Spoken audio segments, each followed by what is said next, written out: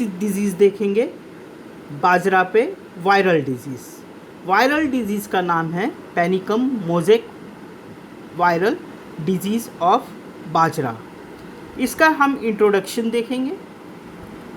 इसके इंट्रोडक्शन में positive single stranded RNA viral pathogen है, अर्थात इस वायरस में सिंगल स्ट्रैंडेड आरएनए पाया जाता है जो प्लांट्स को संक्रमित करता है। यह पोएसी फैमिली की ग्रासिस में संक्रमण फैलाता है। सर्वप्रथम यह कंसास में 1953 में देखा गया है और ये स्विच ग्रास पे पाया गया, और अगस्टीन ग्रास पे भी इसको देखा गया है।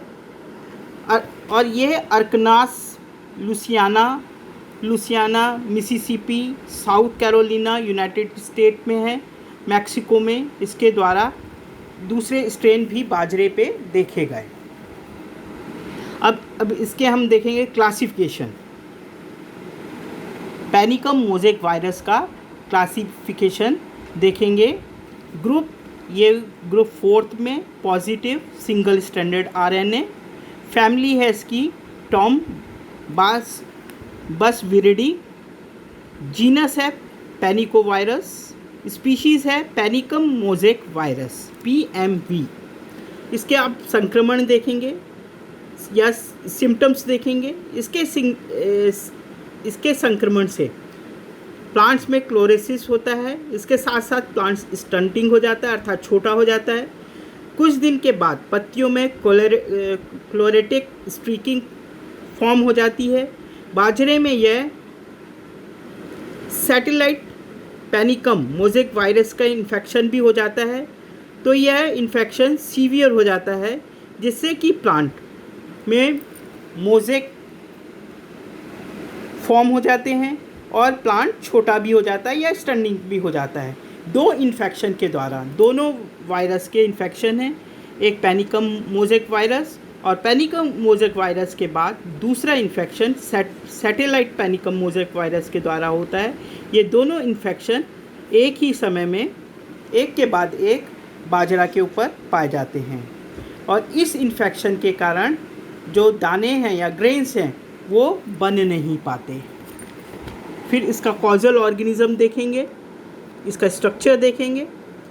स्ट्रक्चर में ये positive sense single stranded non enveloped RNA virus है।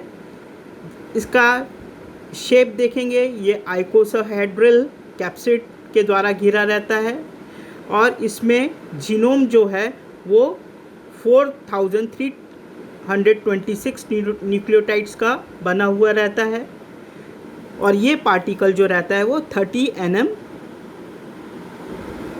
डायमीटर का होता है, और इसमें प्रोटीन्स जो हैं वो 26 डाल्टन पाई जाती हैं।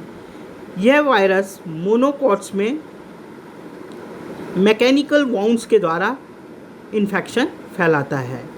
यह होस्ट प्लांट में वाउंड्स नहीं बना पाता।